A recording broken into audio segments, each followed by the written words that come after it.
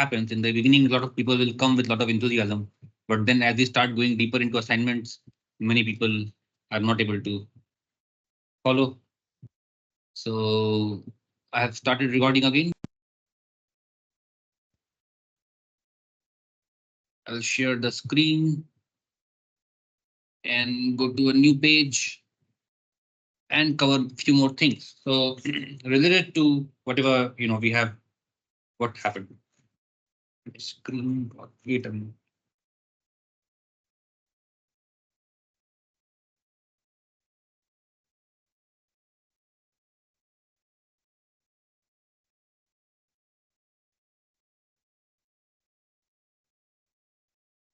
So my screen got off. So yeah, back again. So whatever's again it got off. So there's some problem in the connection.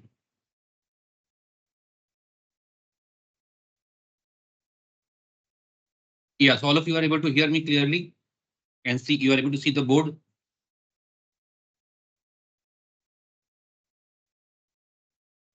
Sir, the screen is not shared. Screen is not shared. All right. So let me share the screen.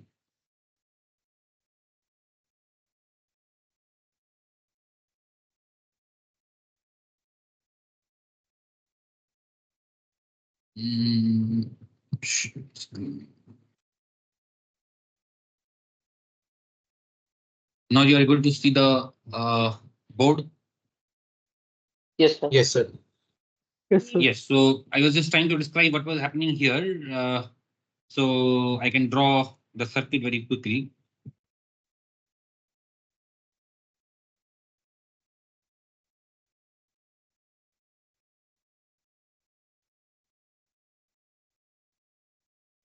I could have used the previously drawn one, whatever. So I will not draw the biasing circuit.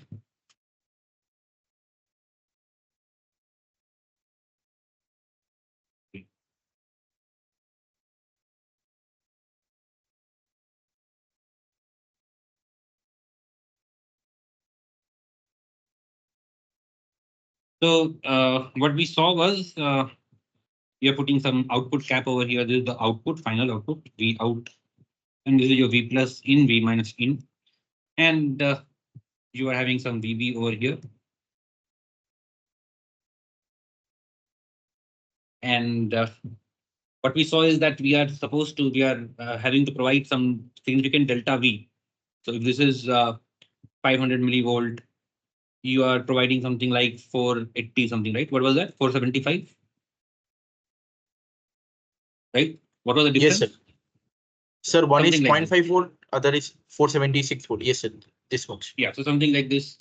And now what is happening here is we are seeing that despite, here the DC current is also very skewed. So here what is happening is most of the current is flowing because in the first stage anyway, the VGS difference is significant here and here. And as a result, the I1, or you can call it M1, you can call it M2. So ID1 is significantly bigger than ID2. But and the current here and here are similar. That means if I call this, say, whatever, we call it M5, 6, M6, if I call it M6, so ID6, and if I call this M7, ID7, they are coming similar. But if you keep this same, like if it is 500 millivolt, then what is happening? Then if VDC plus equal to VDC minus, that means, or in a better term, I would say V in DC, input DC level.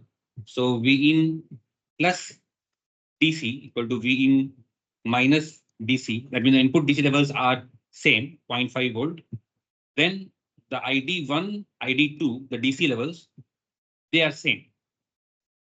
But what is happening? ID6 is significantly less than ID7. This is the first case. That is what we have seen. What is the reason for that? So if your input DC levels are same, we are having the same current flowing in M1, M2. As a result, in M3, M4 also same current flows. And as a result, the VSG developed for M3, M4 will also be same. Whatever VSG you get for M3, same you get for M4. As a result, the VSG that you get for M7, same VSG you get for M6. So under this condition, the VSG of M7 and M6 are same, but the VSD of M7, VSD7 is significantly greater than VSD of 6 because 6 has, 3 transistors in stack in the load, whereas M7 has only this. So VSD of M7 is going to be higher. As a result, now in the output stage, ultimately, this current, if you call it say M9 or M10, whatever you call it right now, I'm not writing all the numbers, M9 or number 9, whatever. As a result, now if I have to equate this current, like for ID6 to be equal to ID9, what do I need? Because now the gate voltages of VSG 6 and 7 are same, but the current in M9 in order to be equal to M6, and especially the current in M3 is lesser because the current in M3 is same, but because of the lower channel modulation, M7 current is coming higher. As a result, the current in this transistor, maybe we can call it M8. So the ID8 transistor, that is getting higher current, which is equal to the 7th current. Now 3 to 4 mirroring ratio is higher. Effectively, why it is coming higher? Because of the channel and modulation. 4 to 6 mirroring ratio, whatever you are getting. So ID6 by ID4 is coming less as compared to ID7 by ID3 for the input DC, for equal input DC. What is the reason? That the VSD of M6 is lesser. VSD of M7 is bigger. Although the VGS are same, but VSD is bigger for M7. As a result, now, if I keep the same DC voltage at the two inputs, and that is going to lead to a larger current in M7, M3, ID3, ID4 are same, but ID7 is bigger. Now, if ID7 is bigger, ID8 is also equal and bigger. So now ID8 is also significantly bigger. ID8 is going to be bigger than ID6.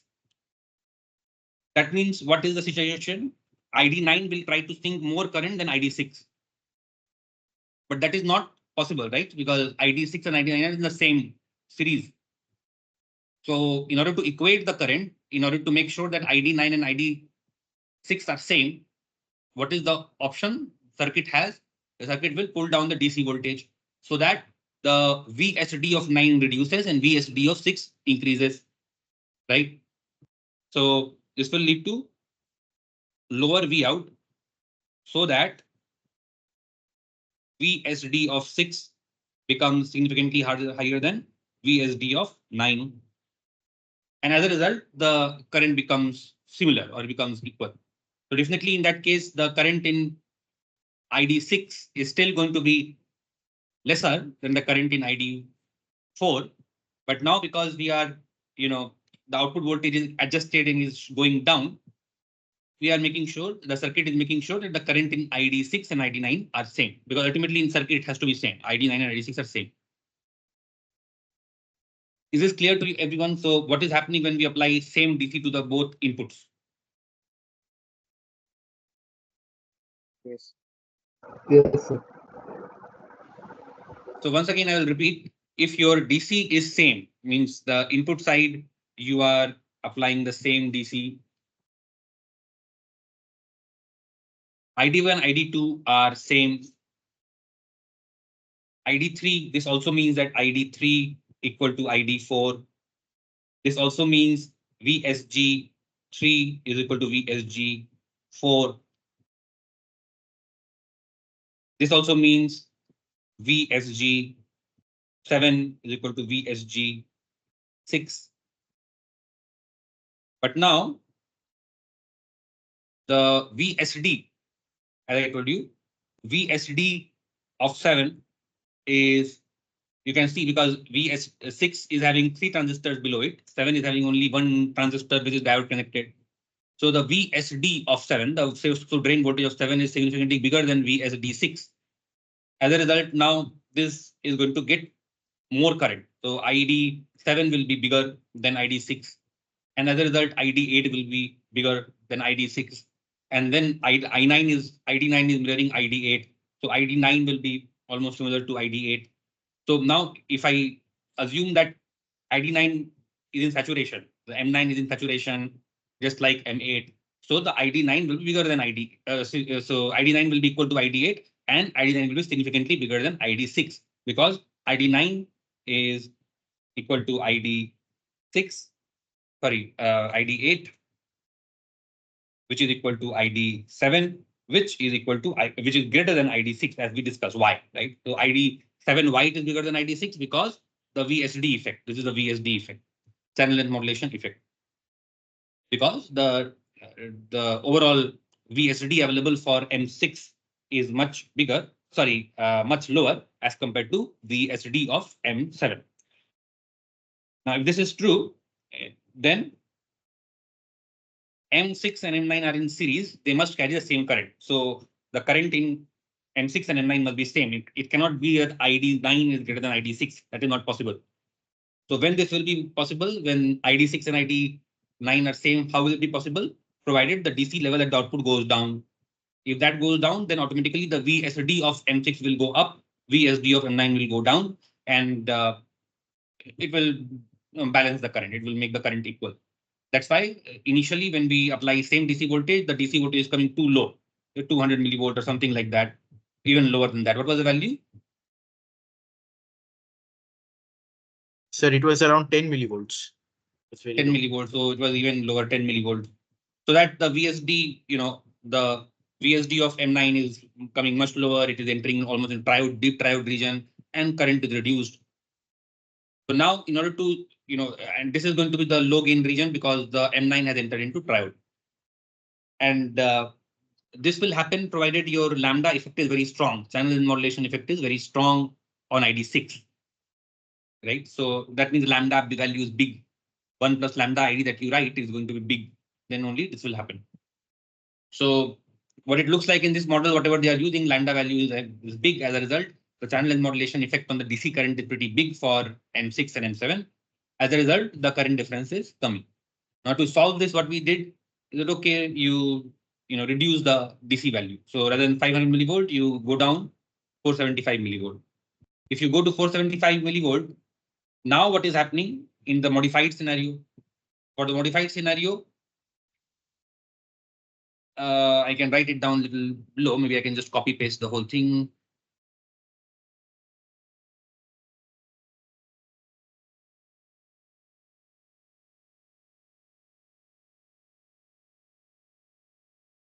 Now, if this is a scenario where I have put M, gate voltage of ID, gate voltage of M2, I have put lower.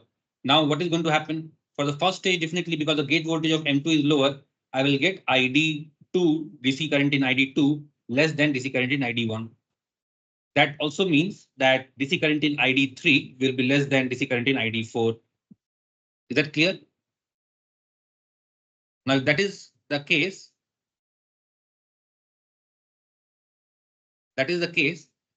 now we know that ID4 is significantly coming bigger than ID3, significantly bigger. But the output point for V out to be equal to 0.5 volt, what do we need? See, if you look at the output branch, when will you get output close to VDD by 2? When the pull up and pull down strength, pull up and pull down paths are similar in strength. That means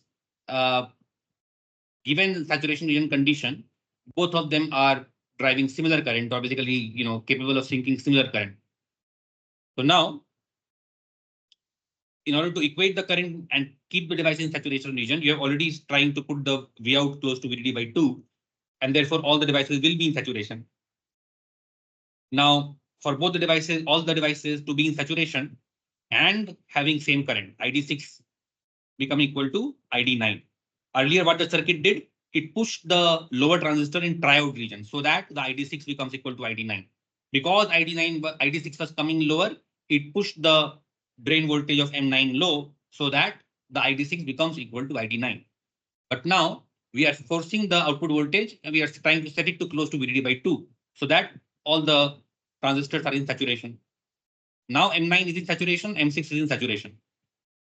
And we want equal current in both of them, which is, that means you need to have equal current in M9 and this M8, whatever you call it.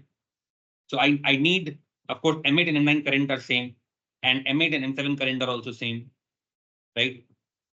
So up to, that means that I need ID6 and ID7 to be same. Then only this will happen, because ultimately ID7 is equal to ID9, because this thing is equal to ID9. Now, for ID6 and ID7 to be same, I already know that the VSD of M7 is big. So still, that is the condition, because the voltage headroom, that means the VSD that you have, VSD of 7 is still bigger than VSD of 6. Even if they are in saturation, it has to accommodate for, the VSG of this transistor also. So it has lower VSD. So the VSD available for 6 is anyway still low. So VSD of 7 is still greater than VSD of 8. Therefore, in order to make these two same, what do I need? I need VSG of 6 to be bigger than VSG of 7.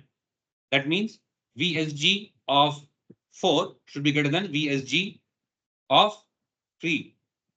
That means ID3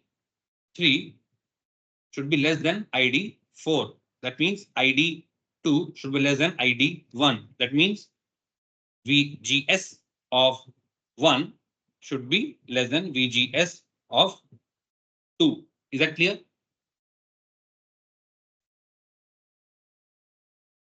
Yes, sir. Yes. Yes, can you speak louder?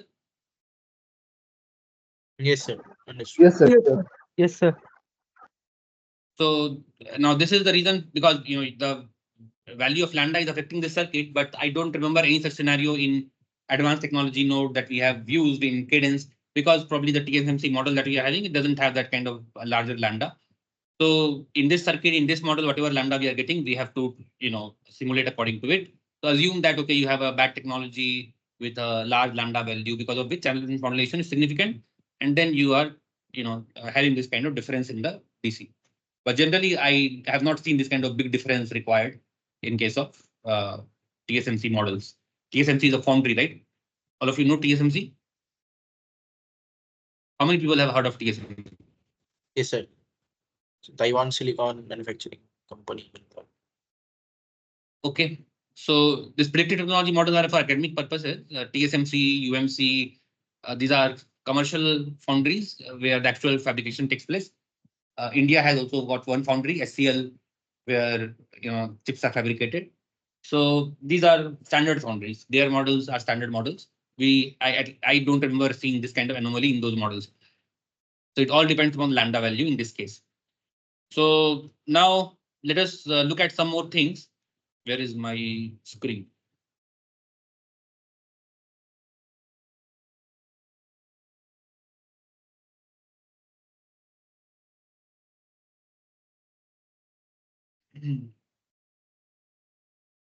So going forward, we can look at buffering of op-amps also.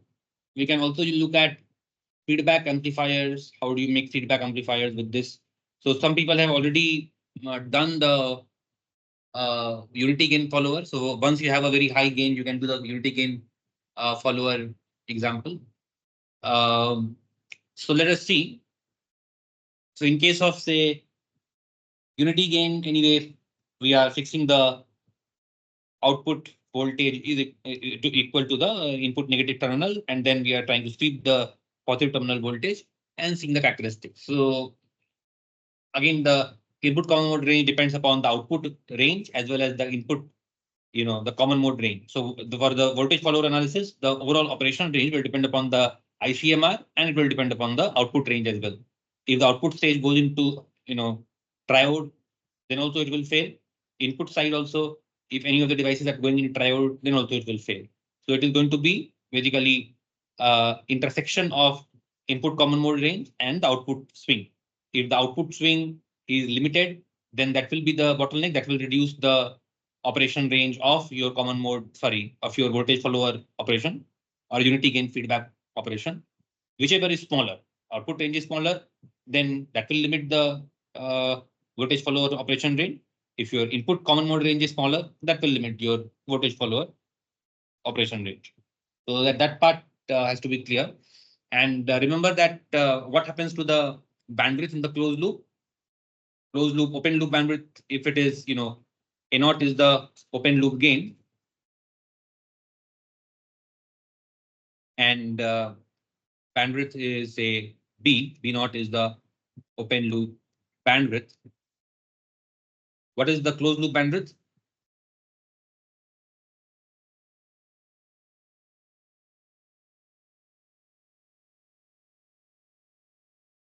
Yes. What is the closed loop bandwidth?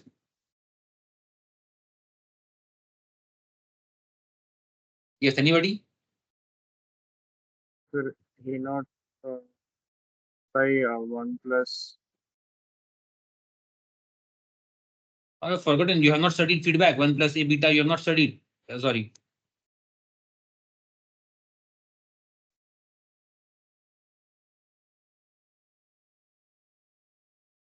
Beta is the feedback factor. All of you have studied this? And closed loop gain? So A naught by 1 plus A naught beta. Which is approximately equal to 1 upon beta. And why do we do this? Because then it becomes insensitive to A naught. Because beta is done by passive components. It is not dependent upon A naught. A naught is something which is dependent upon device parameters, which is highly variable. So from one amplifier to different amplifier, the gain value will vary very strongly. So this GM1, GM2, RO1, RO2, all these things are going to vary significantly from device to device. As a result, A naught is not a very reliable parameter. It may be very high, but it will vary. So by using feedback amplifier, we just use passive components in feedback, and their ratios are not so much device parameter dependent, and we get a well-defined, well-specified feedback gain or closed loop gain. Is that clear to everyone?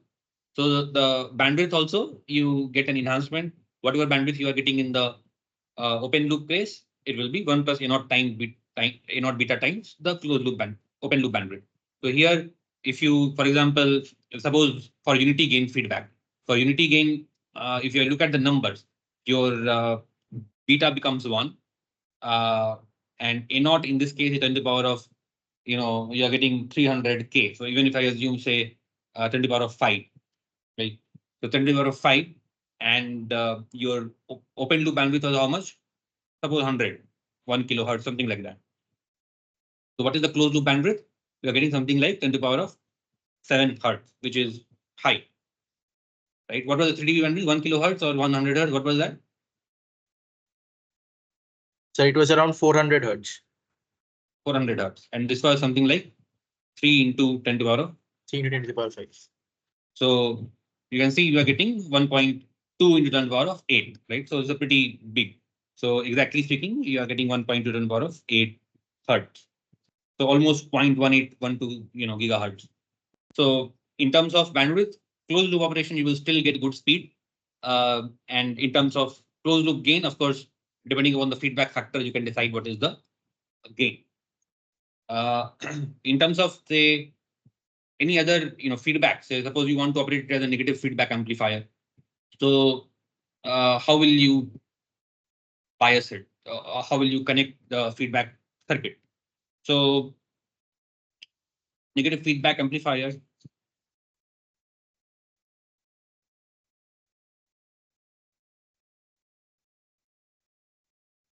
let me draw block level. So block level, if I see, ultimately you have studied this configuration, right? You can apply the V in over here. You can fix a VDC, and this is your R2, this is your R1.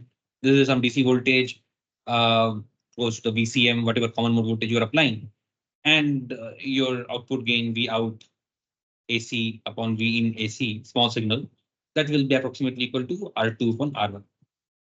Exact number is of course divided by 1 plus A naught beta, and provided A naught beta is much greater than 1, you can get approximately equal to R2 by R1. So now the question is, how much big A naught should be? So again, A naught beta is again same thing. So now A naught beta, we are trying to be greater than much bigger than 1. How much bigger than 1 depends on the accuracy of the precision of the gain.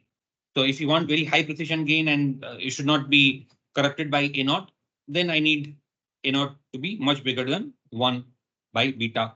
So if I want 1% accuracy, so suppose I take 1 upon beta out. This is also on the top also we have 1 upon beta, and here I have basically 1 plus A naught beta. So if I take say beta out, and I am left with 1 plus A naught upon beta. Sorry, 1 upon beta plus A naught.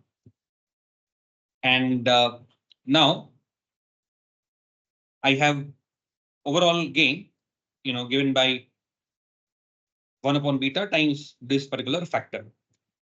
Now, if I want this factor to be, negligible as compared to A naught, because A naught has to be much greater than 1 upon beta. If I want this factor to be negligible and the accuracy should be more than 1%, what should be the value of A naught with respect to beta, minimum value?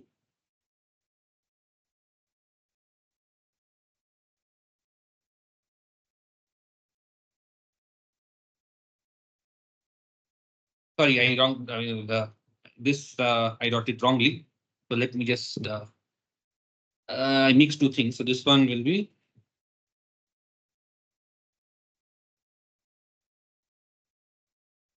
this one will be A naught upon 1 plus A naught beta. Right. So A naught is your open loop, and I'm taking 1 upon beta. So you are left with A naught upon 1 upon beta plus A naught. So my target gain is this, and for that to happen, I need A naught to be much greater than 1 upon beta. How much greater? So that I'm saying, if this number, if I take A naught also out, suppose I take A naught also out, then this will be something like 1 upon beta, 1 upon 1 plus 1 upon A naught beta. And then I can write this 1 upon beta. This is 1 plus x, right? Where x is very small. I can write it 1 minus 1 upon A naught beta.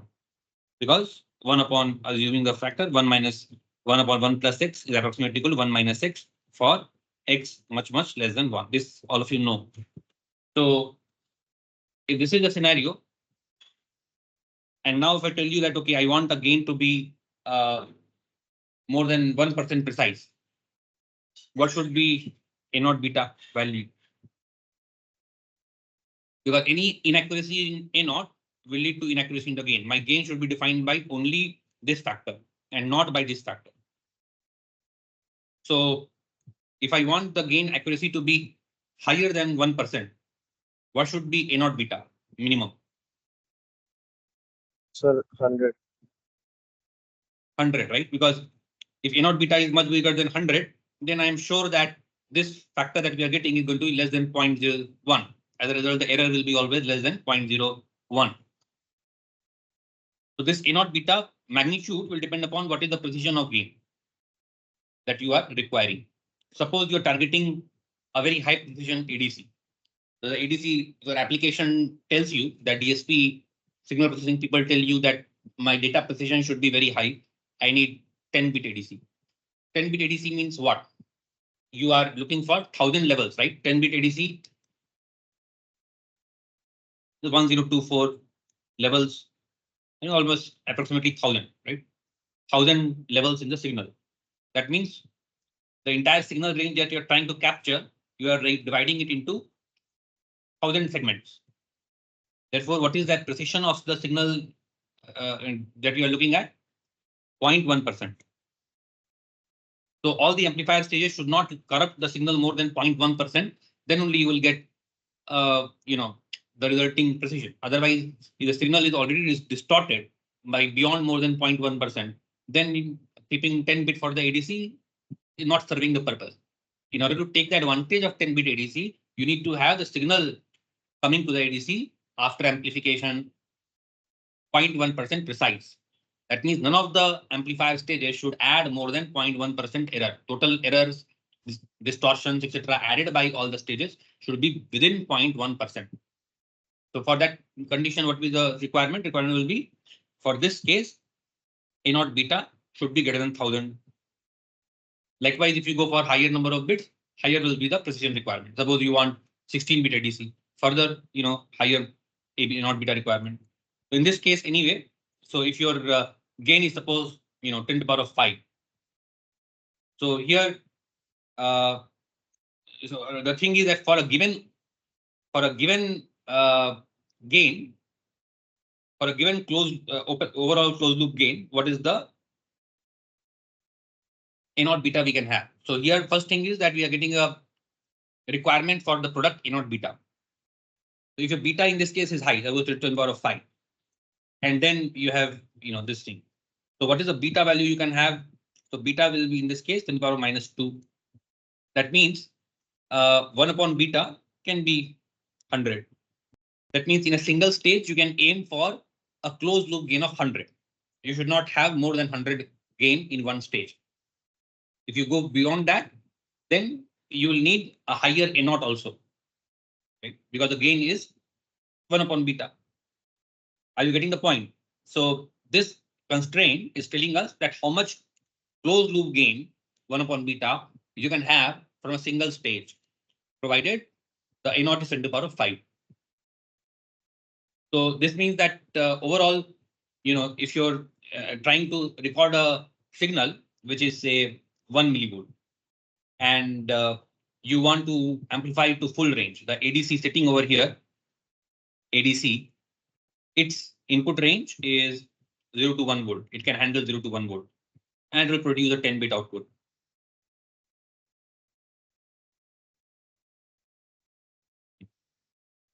Now this range 1 volt, there has to be an amplifier, filter, whatever filter you for it right now. Suppose you don't have filter, so you need an amplifier A, which will convert this 1 millivolt into peak to peak 1 volt,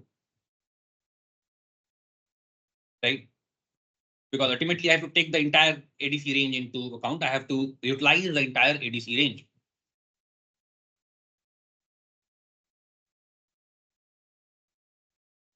If I don't utilize it, what will happen? Suppose my gain is lesser and I am utilizing only, I'm only amplifying by 100. So it is only suppose 0.1 volt. What is the problem? Still the ADC can work. What is the problem?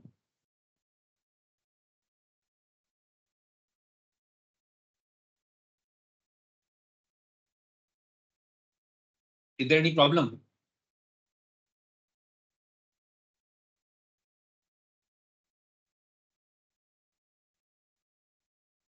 Yes, anybody? Sir, the ADC has 10 bits, right? So it has a resolution of 1024. So this the signal which the ADC receives, it will split basically into 100 and 1024 parts. So now if I have magnified only up to 0.1 volt, the data which there may be loss of data, while if I amplify it to 1 volt, the chances of loss of data is less. What do you mean by loss of data? So like There is no loss of data.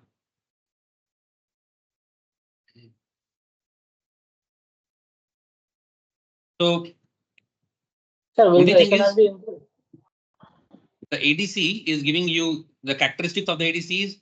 If I am plotting V in across the input, starting from 0 to 1 volt, the output code is for 1 volt, it will go to maximum value, whatever it is. So if it's 10 bit, it will go to 111111111. Starting from 000000000, midway it will be 10000000010. So if you look at the ADC characteristic, it will be like a staircase function, tiny staircase, linearly increasing, something like this, going all the way to maximum. It will be exactly, straight line. The way I have drawn is a little dirty, but it will be straight line, staircase kind of function. It will be going all the way to, this 11111 for input voltage equal to 1. But now your input signal is within 0 to 0.1 only. So you are actually utilizing only 10% of this range. Maximum value is only going to be 10% of the maximum.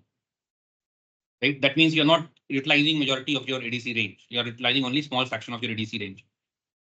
Your output, effectively, your output number of levels are going to be 1/10 of the actual levels available. So you are not getting effectively 1,000 levels in the signal. The recorded signal, you will have only 100 levels because you are utilizing only small fraction of the input ADC range. Is that clear? Yes, sir.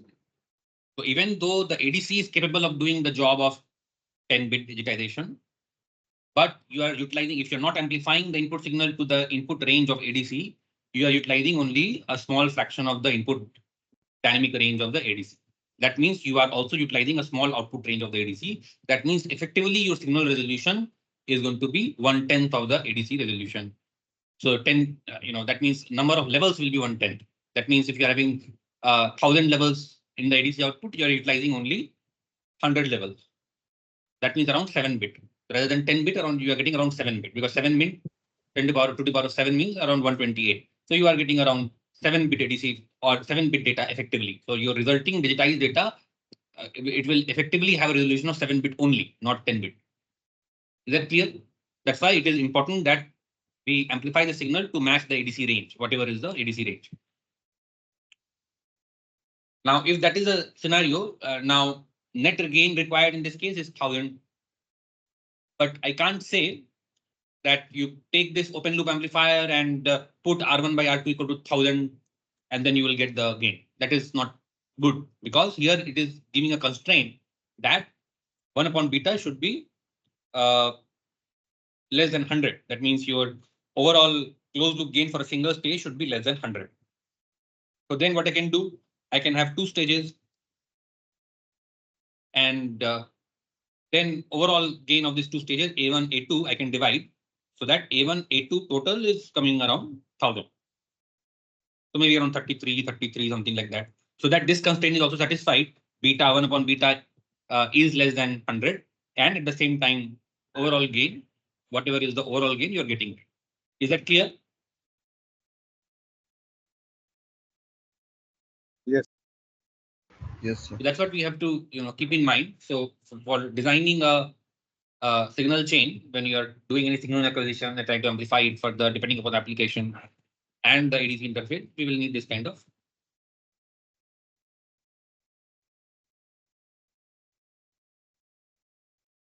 Now, going forward,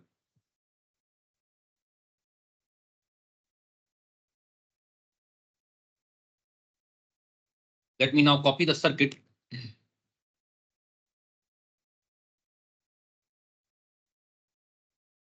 Drawn too many arrows.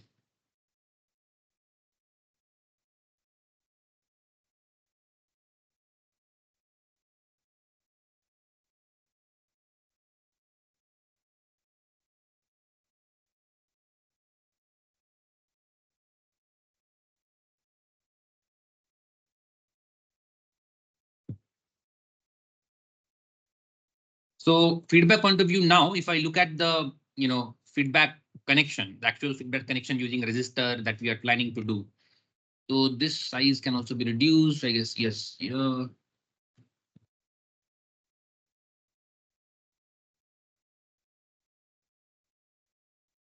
Let me clean this a little bit.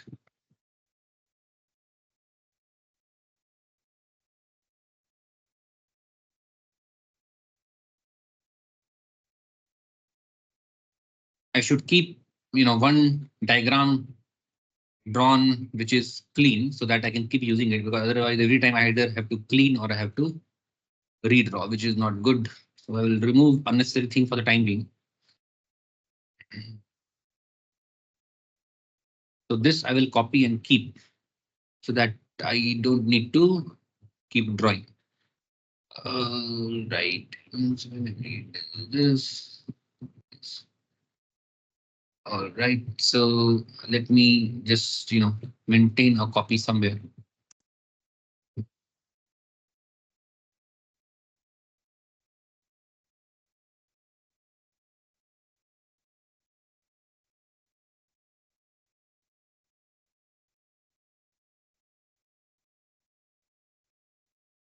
Let me come back to it. I will keep it as a buffer.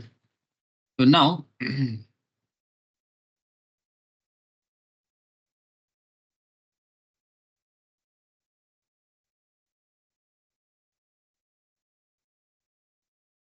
now when you're talking about, say, the feedback connection. So how are we going to do the feedback connection? So let me draw it using R, the another color.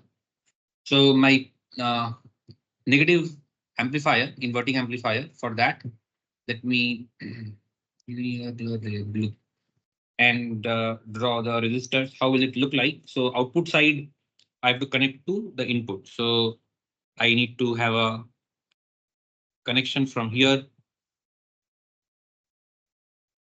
to the input. So I can maybe take it from here and bring it here. And I need to apply the input here. This is my R2. This is my R1. And the input can be applied here, V in. So this is one way. So in this case, of course, whatever DC you apply, so whatever DC, VDC, or V common mode, whatever. So whatever DC voltage you apply, that same DC will appear here. So suppose you are applying 0.4, 0.5 volt. So the circuit, the negative feedback will make sure that it is 0.5 volt. And then you can apply some input over here that will result in some output swing over here. So in this case, when you are applying resistive feedback, how will we decide what is the signal swing available at the output, and also what is the input range here? So suppose in this case, the gain that you are assuming R2 by R1 may be big. Suppose R2 by R1 is, say, 20, or suppose 100. So R2 by R1 100. So in this case, when your input signal is changing here, so at this node also your signal gain or the signal amplitude will be less, but at this node your signal swing is going to be much bigger, right? So as compared to 0.5 volt, it will go much higher and lower. So this point you're going to get much bigger swing. And here the input side, the signal is much less because it is 100 times less. So I can ignore it. So in terms of AC ground, this is an AC ground, this is an AC ground. And whatever Vin you are applying Vin upon R1, the small signal I in that you are getting is approximately Vin upon R1, small signal Vin upon R in R1. So don't confuse DC with AC. So if you're applying an AC signal Vin, of course, it will have some DC bias as well. At this point, you will need some DC bias.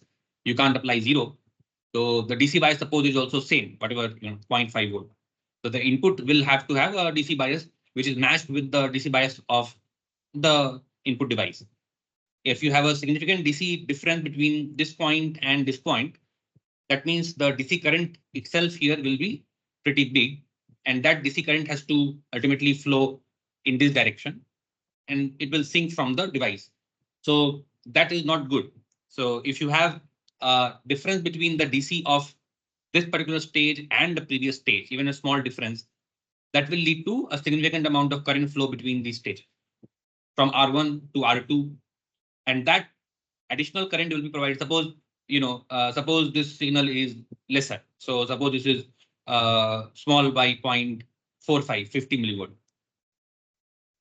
If it is 0.45, then R1 upon 0.45, R1 0.05 upon R1 current will be flowing this way.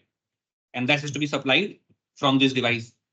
Therefore, now this upper devices will be catering to more current. It will be taking some current from the upper devices and diverting it to the DC. That will have more complication for the DC bias. The DC bias of the output stage will not be as per expectation because some of the output stage current is flowing into the input. So in this case, it is good to have a well-matched DC so that the DC conditions here and here are perfectly equal. They are well matched. But again, because of variations in the circuit, etc., it may not be always possible because you have seen that small variations in the circuit may lead to a difference between these two values. You may have a significantly different value over here. So right now what we got is an extreme, but at least few millivolt difference you will get because of finite gain, because your gain is A0 upon 1 plus A0 beta, and it is only approximately equal to 1 upon beta. But exact value is this. So, sir, can you explain this part once, that how is this DC point of M2 becoming same as that of M1? Negative feedback, what happens, right? So in your negative feedback, if you have a very high gain amplifier, so all throughout you have been studying that negative feedback, voltage follower, how does the voltage follower work? Ultimately, if you have an ideal op-amp, we say that these 2 points will always be same. Whatever VDC you apply, it will appear here, VDC. Why does it appear? Because of the negative feedback. So, why I would say the concept of, I would say, virtual ground. Why virtual ground? So virtual ground is the concept we have been always using. So that part we can explain again. Maybe let me just bring that copy again here. So if you are putting a negative feedback means, suppose you are putting a voltage feedback configuration here, you are bringing it back, negative input, you are connected. And now you are applying a DC over here, VDC. So what we assume is that this voltage will automatically be following this voltage, provided the gain is high. Whatever change you make here, the same change should appear here. So DC point of view, they will be matched. This node will be exactly tracking this node. Why this should happen? So now, if we assume that you increase this by delta V, so what should happen to the output? The output will be amplified A times delta V. Yeah, so again, output will increase. Till what point will it increase? Till there is a net small signal current, right? So any difference between the two levels, VG1 and VG2, will produce a net delta I, right? The net delta I will come here. So that net delta I will flow is proportional to what? It is ultimately dependent upon whatever the gain, the small signal gain you are having, transconductance gain times delta V. I would call it transconductance. So ATG times delta V. So as long as there's a difference between the delta V, there is a non-zero small signal current flowing at the output. So as long as, suppose initially both were same, and now you increase this DC voltage by delta V, that will lead to a non-zero positive delta I here.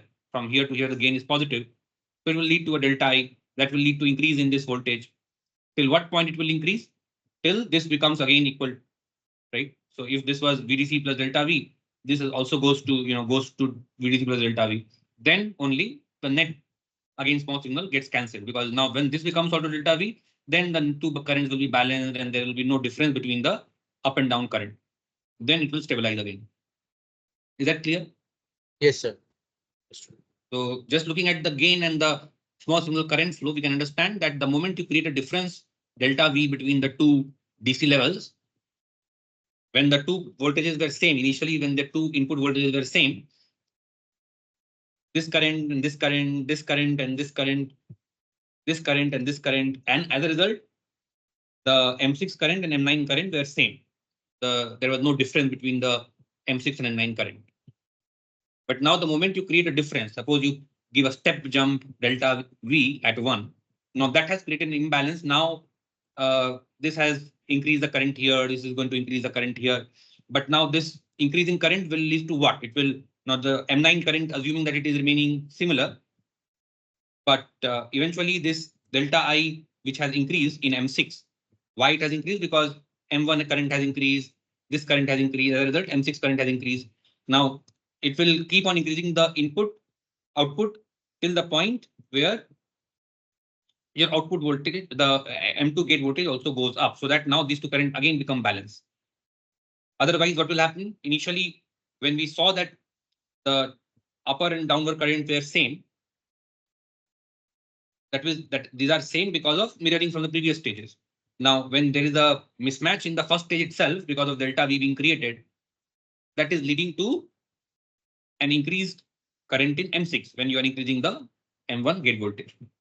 Till what point it will remain higher? Till again the output voltage here, this output voltage goes up and becomes equal to the VG1 plus. That is the negative feedback concept, that it tries to follow the signal applied at the positive terminal. So the same thing, whatever feedback amplifier you use, in whatever application you use, you may have many more stages than this, but ultimately this will be the concept. Is this clear? Yes, sir. You can try to do an analysis, you apply the step. Initially, you keep them same, whatever DC value you are getting, for example, and then you apply a step jump, and then you will see that how the transient current flow in different branches and how they finally become zero and settled again. So now going back. So what was I talking about? So I was talking about the DC current flow. So in this case, when you're having resistive feedback, one of the concern is that the DC voltages at the input stage must be matching with the common mode voltage of the amplifier. That means the DC here and here should be same. If it is not same, what will happen? There is a non-zero DC current flowing through R1 and R2. And if there is a non-zero DC current flowing through R1 and R2, remember that R2 is much greater than R1. So there will be a big DC difference between M2 gate and the output, which is not desired, right? So we want this to be equal. When will it be equal? When your DC current in R2 is negligible. But here, if you create a difference between DC here and DC of the gate, then definitely you are going to have a DC current in R2, which will lead to a difference between the output voltage and this.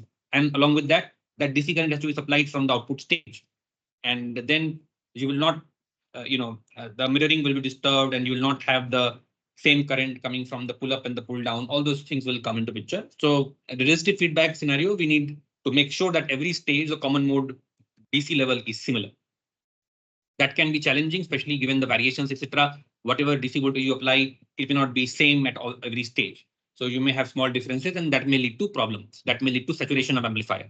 Even a small difference in the DC level here and here, it may create saturation in the amplifier. Saturation means if there is a small difference in the DC level here, and that is leading to a DC current flow, that may lead to the output going completely high or completely down, depending upon the direction of current flow.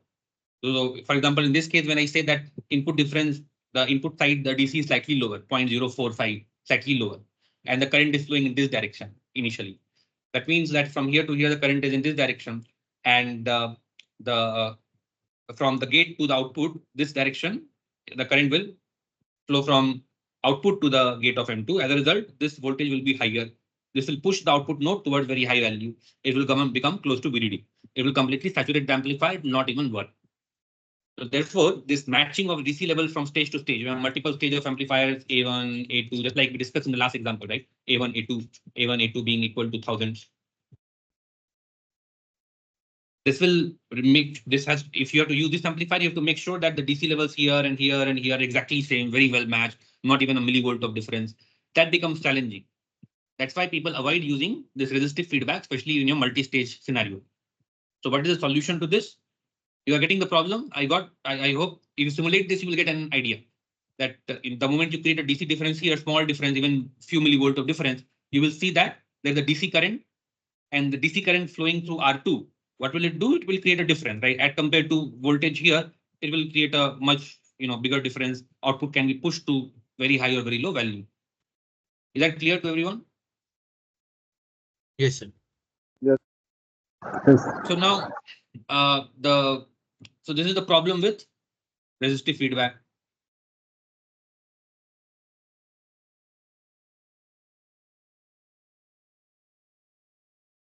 So to solve this, people generally go for capacitive feedback, where you have the AC and DC decoupled. You don't have to worry about the DC level. So then we have capacitive feedback. So again, I can copy that amplifier. So capacitive feedback, what will happen? You use a C1 over here.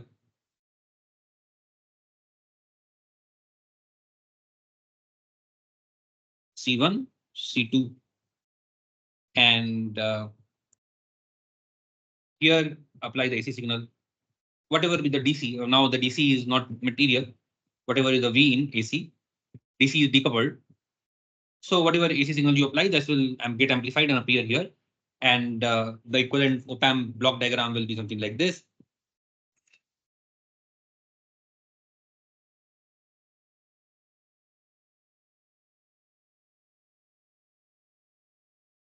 What is the gain?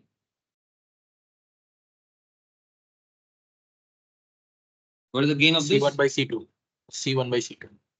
C1 by C2, right? So Z1 is Z2 by Z1. The gain is Z2 by Z1 minus Z2 by Z1. So minus C1 by C2. Because Z2 is 1 upon omega C1, C2, and Z1 is 1 upon omega C1. So gain is minus C1 by C2. So there is no DC current flow. There is no problem with that DC biasing. So each stage can be biased independently. You don't have to worry about exactly matching the input and output DC of every stage. So this will simplify the design. It will make it more tolerant towards variations and variation in the DC bias, etc. And the problem now is, what is the problem in this circuit? You are applying the DC level over here, VCM. Any problem?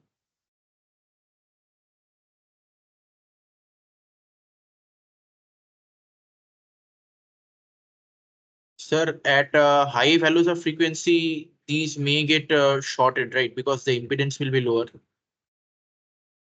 Okay, so high value anyway, high frequency, you get 0 dB gain. So that will happen eventually. So that's not a problem. Anything else?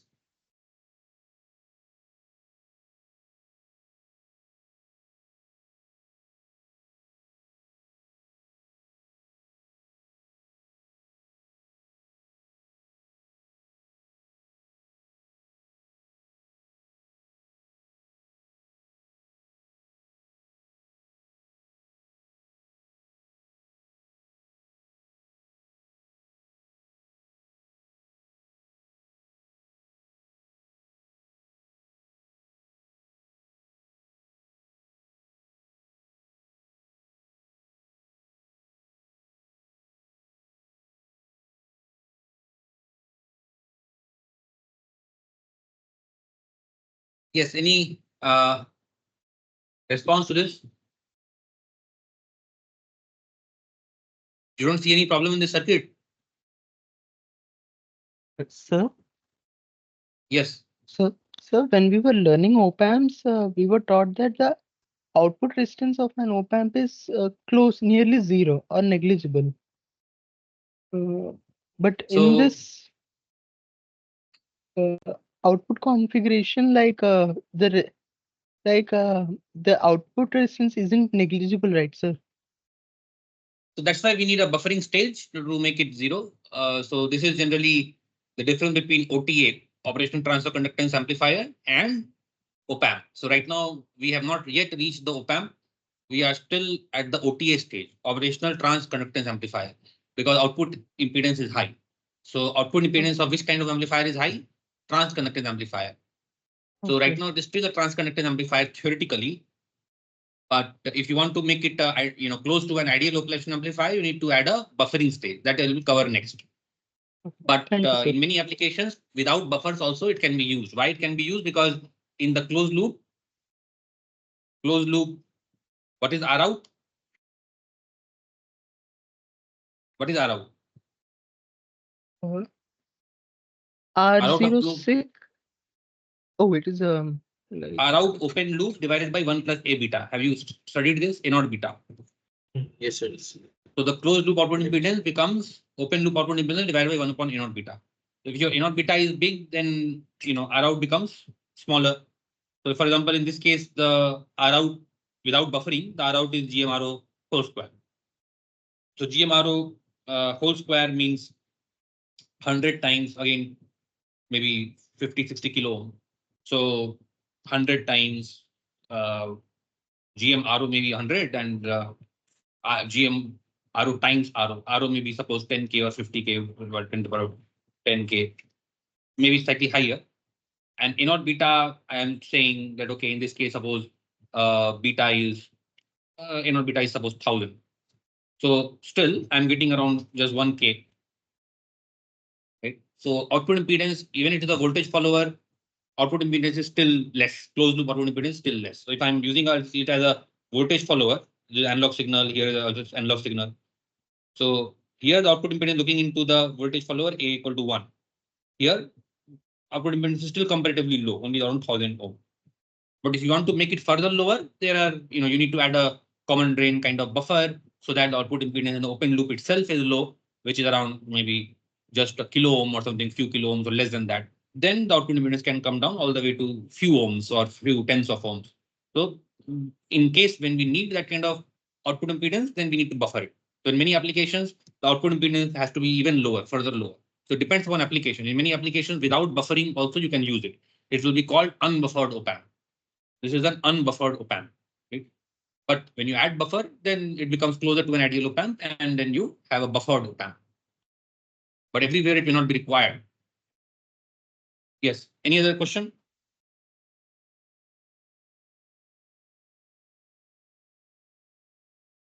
Okay. So going ahead, what was I talking about? The problem in the circuit. So nobody has shared any problem in the circuit. You tried to, that whatever you said is not the actual problem. That is a different thing. In this circuit, is there any other problem? Biasing side or anything missing? I already gave you the answer, half. So the common mode input which will be provided. Sorry?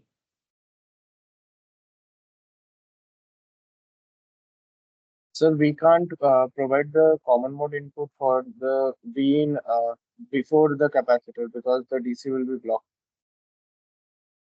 Can you speak louder? Somehow your volume is not very good.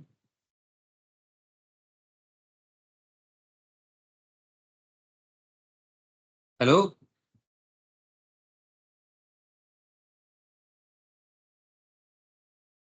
Yes, am I audible? Yes, sir. Sir, for the MOSFET number 2, the for its biasing at the gate, the common mode voltage needs to be applied, but we can't add it before the capacitor because it will be blocked by the DC. Yes, so the capacitor will block the DC, so there is no way to have a DC current. So the DC point of view, this DC voltage V out DC will not reach the gate of M2. So M2 is a floating node. Actually, the DC point of view is disconnected. It has no connection to any DC level. Earlier, it was at least sorted through the R. So the R will provide DC path. So it will ensure the DC, is established and it is equal to the output DC. But in this case, there is no DC. So how do we establish the DC? How do we establish the DC here? Can I put a VCM here? So we can use some resistor in parallel with the capacitor. Okay. You have seen my lectures recorded? Yes, sir. Okay. Then you have the answer. But what about this?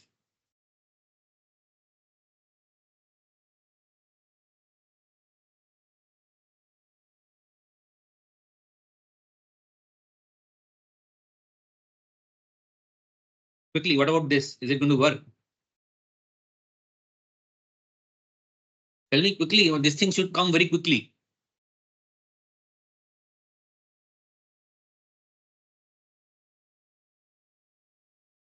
No, sir. Why will it work? Why will it not work? Sir, because like we will be imposing two different voltages at the same node. What do you mean different voltage? Where is the different voltage? So like if we connect the source like VCM directly to that node, then we are forcing the voltage to be always at VCM. Yes, so there is no small signal AC, right? It becomes an AC ground. If you put a DC voltage here, it becomes an AC ground, so there is no AC signal going to flow. So that is not possible. So we can't just short it like this. We can't put a DC voltage here. So the way we will do it is that you put a large resistor between the output and this point. Very large resistor RF. Why very large? Because what we want is a DC point of view, it should just become equal. But AC signal, it should not pass. Means AC signal point of view, it should filter it or it should block it. RF should not decide any AC gain. So if RF is very large, what will happen? You can treat it from the point of view of AC, you can treat it almost like a open circuit. Why? Because again, ultimately, if you find out the transfer function, it is a combination of ZF, right? So whatever the feedback impedance, Z feedback, what is it? It is RF parallel 1 upon omega C2. If it has to become independent of RF and just dependent upon C1, C2 ratio, then it has to be the impedance has to be mostly divided by 1 upon omega C2. RF has to be much bigger. If RF is close to infinity, then definitely this will automatically become 1 upon omega C2. Then your Z1 by Z2 ratio will be defined by only C1 by C2. RF will not play any role. Is that clear? So we want RF to be very high. And another reason is that RF, if you look at it, it will be again forming a high pass filter with C1. So C1 and RF combination, if you take the Z1 upon Z2, suppose you, for the time being, just take a superposition. You have C1, C2, and you have the RF. So RF side, or if you just derive the combined transfer function of this, RF, C2 and C1, considering Z2 upon Z1, RF will lead to a high pass function. And that as a result will block lower signals. That means lower frequency signals. That is not desirable. We want to, have larger and larger RF so that the high pass pole is shifted towards very low frequency. If your RF is not very high, then that high pass pole will be towards higher frequency and it will basically block your lower frequency signals. You will get something like this. If your RF is bigger and bigger, you will get, this will come closer to origin. So we want this, that RF should be much bigger so that the gain is independent of RF. And second, the C2 by, the high pass pole over here is closer to the origin. In some applications where we intentionally want to filter out signals here, maybe we are only interested in some signal in this range, then we can choose RF accordingly so that it can filter out signals in certain range, lower values. Upper range, anyway, you will get some 3 dB cutoff because of the high frequency behavior, but lower range, RF can filter out some signals. So there will be a omega high pass and there is omega 3 dB for the low pass. So omega high pass will be decided by RF, the RF value. Higher is the RF value, the lower will be your the omega high pass.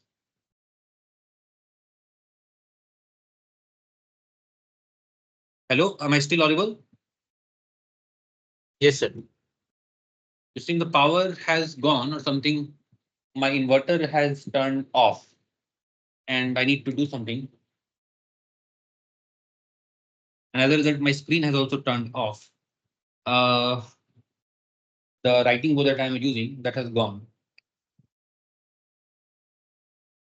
Well, I hope it will work. I've turned it off and on again. Let me see. So now the thing is RF, for the time being, maybe you can just simulate with very large RF. That large RF may be as high as 10 to the power of 12 ohm, something like 10 to the power of 12 ohm. So ideally, we would like to have a very large RF, but in this case, what I'm saying is you can just simulate with a nominal RF, very high RF of 10 to the power of 12, and then try to see what kind of closed loop gain you are getting, and also the cutoff frequencies, like the lower side, what kind of cutoff you are getting, higher side, what kind of cutoff you are getting. the both frequencies you can check. You can also analyze that if you use only resistive feedback, what happens because of the DC mismatch, if you have small DC mismatch, what is the effect on the output? Both these analysis you can do. So any question before we conclude? I will tell you, I'll give you a lecture link where how to make that RF using transistors that is described.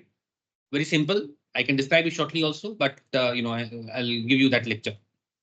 Any question Sir, before we it is conclude? that so it is the pseudo resistor concept, right, which you discussed in your lecture, NPTEL one. Yes, 2-3 transistors will be there, something like this.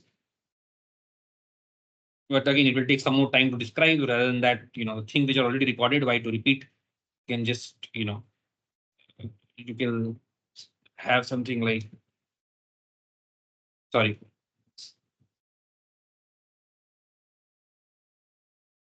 So this goes something like this and wait a minute. So you can use say PMOS, and what we do is we have the gate transistors, something like this will be connected to, there will be a circuit like this. I forgot the connection, let me remember. So this one Sir, it was was, between I think gate of one and source of the other, and then between the gate of the second and source of the other. yes, it's something like this and something Yes, sir, like it was this. like this. So, And then you have this positive terminal, negative terminal.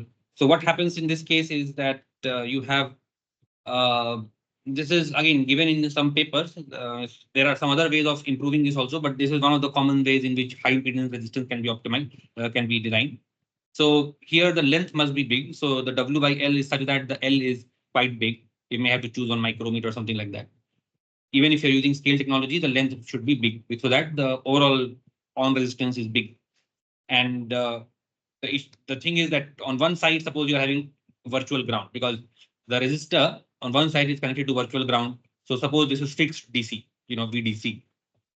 Suppose it is this particular node, and other side you are getting signal because it's a gain amplified signal. So here this side you will get signal, other side it will be DC.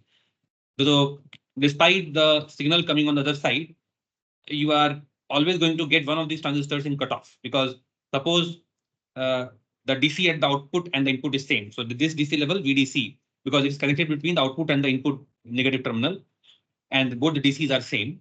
But now when the signal is going up at the output, what is going to happen to the virtual ground is that is remaining same, but what is happening to the transistor M1 and M2? So this is the gate of M1 and M2. Now, when the signal is going up, then this signal, the gate voltage is higher. As a result, this is going to be turned off strongly, right? Because this is a DC voltage and this signal is gate voltage is higher than DC. This signal is also going to be anyway higher than DC because this is on the other side. So as a result, the VSG of the M1 is going to be strongly negative and it is going to be off because the gate signal is higher. Other side, if you look at this, the gate signal of the M2 right now in the positive cycle, the gate signal of M2 is low, it is VDC. Source signal, if I assume that the higher terminal, this is the higher potential terminal at that point. This is higher, but this is going to be turning on fine, but the other MOSFET M1 is turned off. Because of that, the series resistance is still high. And same thing will happen in negative cycle. Negative cycle, this one will be turning on, but this one will turn off. Because in negative cycle, this signal is going down and gate signal is up. This signal for M2, this is fixed at VDC in the cycle, but this negative cycle, this signal is going down, source signal is going down. Therefore, for the M2 is going to be turned off strongly. M1 is going to be on because M1 side, the signal has gone down. So this is your, the signal at M1 is going down, but M2 is off. So from on at both cycles, these resistance are remaining turned off. And as a result, you get high impedance all throughout.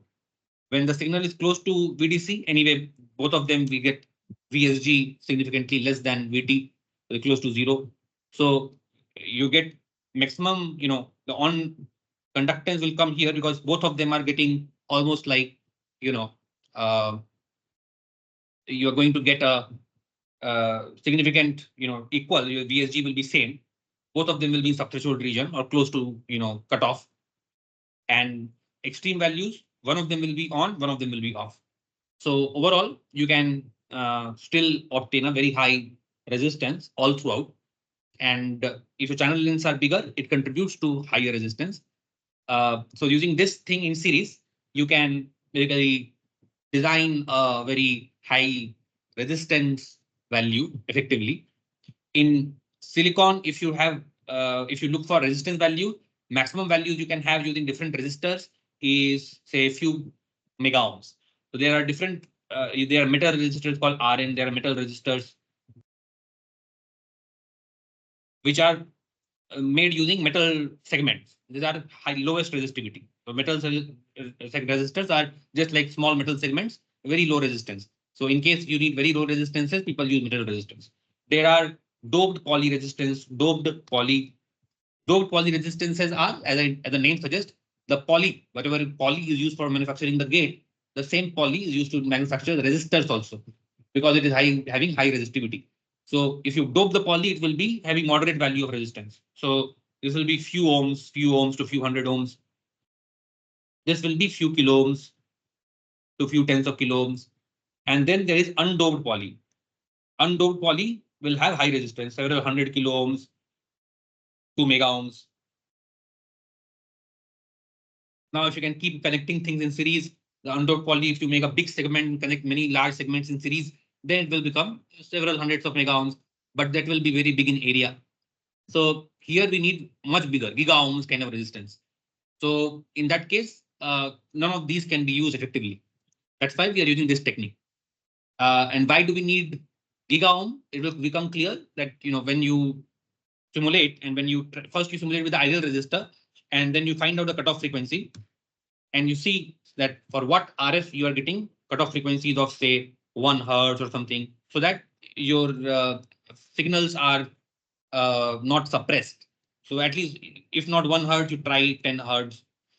So for 10 hertz WHP, omega HP, what is the RF value you need? You can first you can estimate using simulation, and then use of idea value first, and then check with this particular configuration. There are some other techniques also reported in literature how to implement very high value resistors. There may be some variations of this. There are different topologies. This is one of them. So first experiment with the ideal value, and then look at this particular scheme. Any question? So I've already described the assignment to you. So those who are present, they can carry out the 3 steps. First thing is connecting the resistive feedback, and then trying to see the effect of the mismatch in the DC between VCM and the input DC, and see how the output value is affected. And second, then using the ideal resistor RF and using capacitive feedback, then applying the AC signal, getting the gain. And third, you can vary the RF and try to see how the cutoff frequency is changing, and then try to implement that RF using this. Now, again, in this technology, the kind of model we are using, I'm not sure whether you will get correct behavior for this, because the lambda models are not very correct. So it is possible that in this PTM model, even if you design this thing, you will not get very large R. So that is possible. So we have to see, we can try and see what is happening. But in actual technologies, in TSMC, etc., we get decent resistances with this kind of structure. So you can try and we can see what happens. If it works, well and good. Any question before we conclude? Sir, for this next assignment, can we use the 180 nanometer technology? Because in the 45 nanometer technology, sir, as I showed you, there are many like DC skewings are taking place because of the channel and modulation and all. So, sir, none of these will work properly. This capacitive feedback and all. Capacitive feedback will not have any problem. Only this resistor will have problem. Yes, sir. That resistor will also face problems. If you use ideal resistor, it should work. If you use this resistor, it will have problem. So you can at least simulate using ideal resistor. Otherwise, you have to design the whole op-amp in in this technology. So first you use the ideal resistor, and see what is the value coming. And you can try to simulate with this one, try to increase the for the cross coupled transistor, try to increase the channel length, try to see what value you are able to get. And then based on that, you can estimate. So one way to either you can directly put it in the circuit, or you can estimate the small signal resistance by putting the DC value over here, put a DC value, VDC, put a DC value over here, plus AC value over here, VAC, whatever. So and then measure the AC current. That way you can estimate what is the small signal impedance going from one terminal to another terminal. So that is one way. Otherwise, you can also put it in series with the capacitor and try to see what is the cutoff frequency coming. So both ways you can use to estimate what is the resistance you are getting. Larger channel length will help, as I told you. So you can go to even 5 micro, 10 micro channel length. So you can try it. But only thing is the model may not be very accurate. So you have to see how correct behavior you are able to capture. But other things, at least the op-amp behavior is okay. You are getting good gain. You can try to reduce the gain a little bit. Right now you are getting 300K. That is not required. You can go to maybe at max we need maybe 50K kind of gain. So 50K is also okay. Any question before we conclude?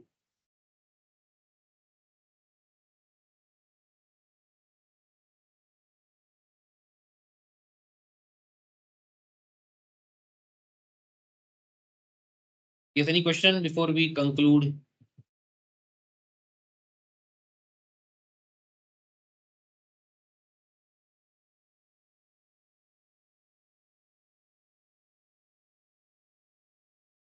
I will stop recording. Any question? Last chance. Any question before we conclude? So by tomorrow, this analysis or feedback amplifier, etc., you have to complete. Any question? Can you repeat the problem with